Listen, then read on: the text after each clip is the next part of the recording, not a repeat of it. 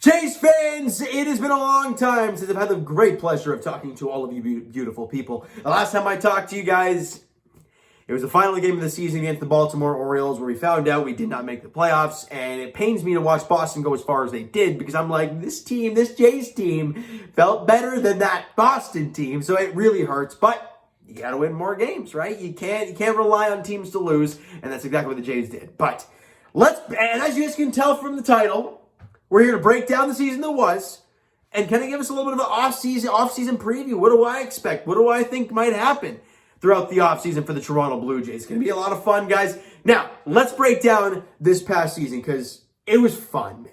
It was one of the most extraordinary rides I've been on as a Blue Jays fan. 15 and 16 were great, but this year felt different because I think because we know it's not just a one-year window, right? We're ready for next year already kind of thing.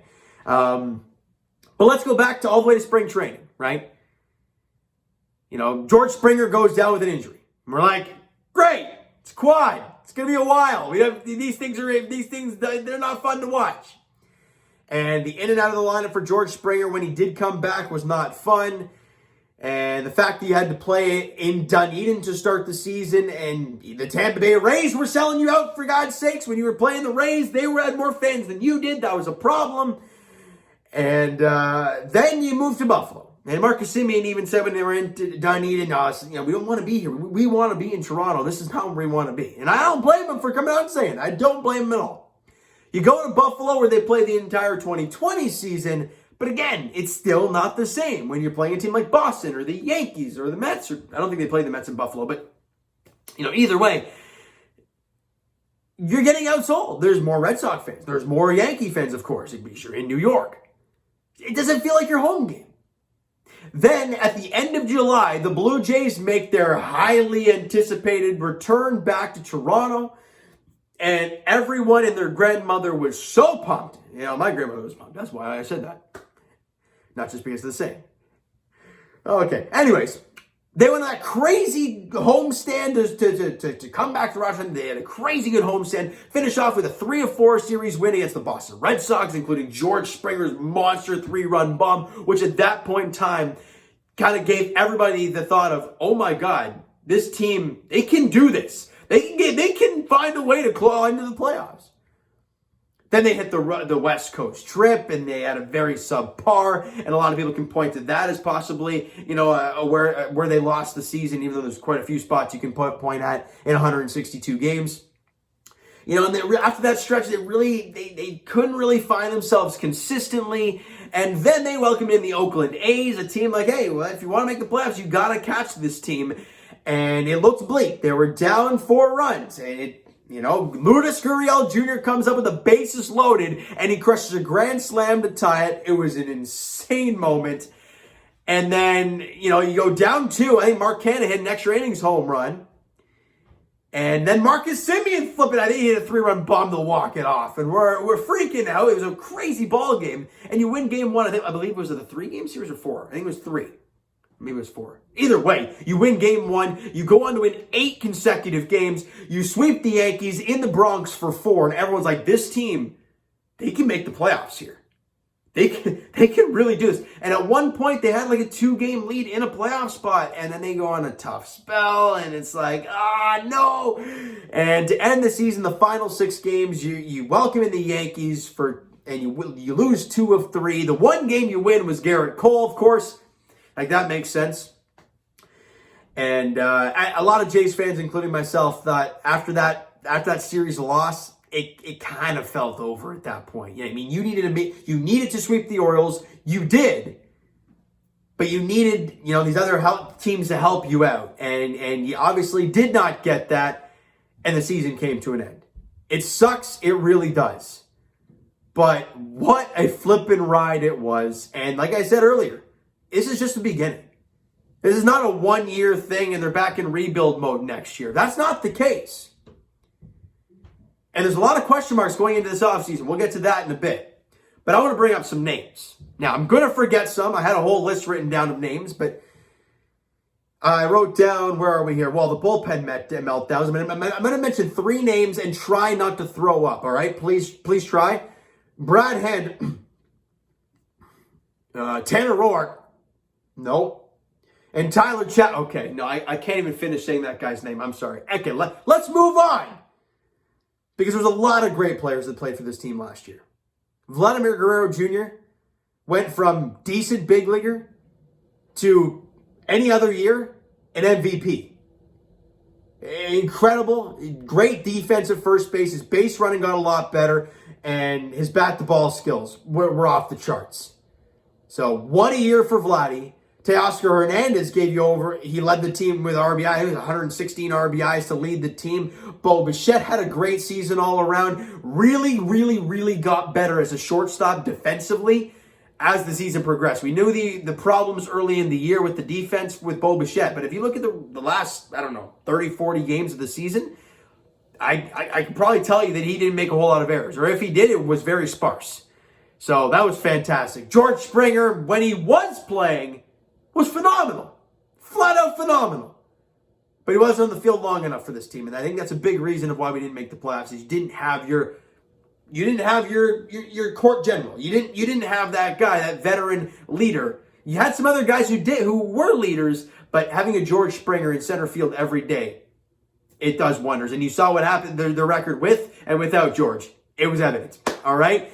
We have Alec Manoa written down here, and as you guys know, I'm a huge Alec Manoa guy for a few reasons. One, he's an unreal pitcher, and I'm probably going to get one of the powder baby blue Alec Manoa jerseys throughout the offseason. I'm jacked up to get one of those. Also, I got a chance to talk to him on Blue Jays Center. If you guys have not checked out Blue Jays Center, go check it out. The link won't be down below, but go check it out on Instagram, guys. I had a chance to talk to Alec Manoa before the season got started. Humble guy, fantastic dude. As you see on TV and in the interview, that's Alec Manoa. And he was such a cool guy to myself. And it was, got a soft spot for Alec Manoa. And unreal Rookie of the Year. That's all I got to say. Jose Barrios acquired at the trade deadline. And a lot of people hated it. A lot of people did not like Jose Barrios coming to the Toronto Blue Jays for Austin Martin and Simeon Woods Richardson. But we can't forget that Simeon Woods Richardson and Austin Martin were terrible this year. Well, Austin Martin was bad when he left the Blue Jays organization, and Simeon Woods Richardson was bad all year long. So that's that.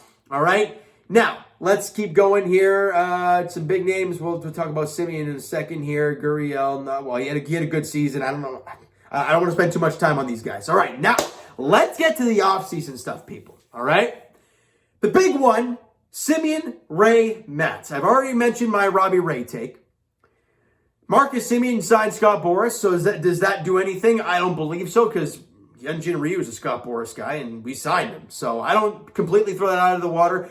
If you're going to bring back Ray or Semien, I think they're going to bring back Semien. That is my take. I already mentioned why. I think Robbie Ray will not be a Toronto Blue Jay, just for the fact that, actually, I don't know if I've recorded a few different ones here. Robbie Ray, 2 pitches, American League East. They've now seen him for an entire year. I don't know. I don't know if you're going to be able to give this guy like a massive contract, a lot of money, a lot of term to a guy that had 1 good year and he throws 2 pitches in the American League East. Not that he's not a good pitcher. I'm not saying that. I'm just saying, is it worth that massive risk? I don't know. With Marcus Semien, you know what he is. He did it in Oakland. He did it in Toronto. He put up record numbers in Toronto. So you know what you're going to get from him. Steven Matt's an interesting character, right? Obviously has an option at the end of the season, and it's an $18 million option. But if you're Steven Matz, you're like, well, am I going to get $18 million, on the market? No. Do I take this 1-year deal, or do I go after term? That's the thing that Steven Matz is iffy about. I don't know what he's looking for, but because $18 million is a lot of money. So I don't know if Steven Matz is going to take that 1-year deal, bet on himself like Fred VanVleet, and I don't know. It's going to be interesting to see what Steven Matz has in store throughout the offseason. Now let's get to the meaty stuff, all right? Free agents and trades. Ladies and gentlemen, I'm going to make one of the bold predictions, and I'm going to do it right here, right now, and you'll hear it. At start of next season, Jose Ramirez, you heard me, Jose Ramirez of the Cleveland Guardians will be a Toronto Blue Jay. What that costs, I don't know. Like I said, it's going to be a Nate Pearson probably, a Jordan Groshans possibly. That's your third base hole that you just filled in. That was a massive talking point. Now everybody's like, well, Santiago has spent all this. I get that.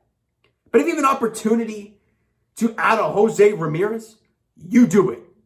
So don't be surprised if Jose Ramirez is Toronto Blue Jay. I'm going to throw out some crazy names out there. If there's any names that you didn't, that got stuck to my hand. Let's go down the list now of free agents, and you guys can let me know who you like, who you don't like, and if anybody did not mention that you want the Jays to sign, let me know. Third base, we have Chris Bryant and Eduardo Escobar. Again, not excluding Jose Ramirez. Starting pitchers, we got Max Scherzer, Kevin Gausman, Carlos Rodon, Marcus Stroman, and Zach Greinke. And then the relievers, where every Blue Jay fan is looking. Raziel Iglesias on the Angels, Kenley Jansen, Craig Kimbrell, if the White Sox reject his qualifying offer or his option. Ryan Tepera, Colin McHugh, who I really, really want. Kendall Graveman, Hector Neris, Daniel Hudson, and Corey Knebel. Those are some names that I wrote down for you guys to go nuts in the comments about. All right, it stuck to my hand again. Jays fans, that is going to wrap up this video. I want to thank you guys so much for an incredible ride this season. It has been wild. It has been fun. I thank you all so much for going along going along the ride with me. It was fun, and I can't wait to do it next year with you guys. All right, so you know what? That is going to do it for this one. If you enjoyed the video and you guys are jacked up to watch Blue Jays baseball next season, smack the like button. I do appreciate that. Hit the subscribe button. You guys not already. Comment down below. Thoughts on the video. Thoughts on the offseason, the season as a whole. Your fondest memory of the 2021 Toronto Blue Jays season. Let me know in the comments below. Twitter's down below for myself. Follow up, send me a DM to that great stuff. The Instagram link is down below as well, so follow up there if you have not done so already. I will talk to you guys. Raptors edition, it'll be tomorrow as they're in New York taking on the Knicks, 7:30 tip-off there at MSG. As for the Toronto Maple Leafs, they take on the Vegas Golden Knights on Tuesday, 7 p.m. Puck drop there as the Buds. Oh, they look for their third consecutive win, but that's a very, very good team in Vegas. A very big test for that team, all right? And for the Blue Jays, I'll talk to you guys throughout the offseason. We'll see what happens, whether Simeon, Ray, Match, or Blue Jays, whether Jose Ramirez is Blue Jay, or anybody else for that matter, I'll be here to talk to you guys, all right? So thank you so much for listening and watching all year long. We'll talk to you guys then.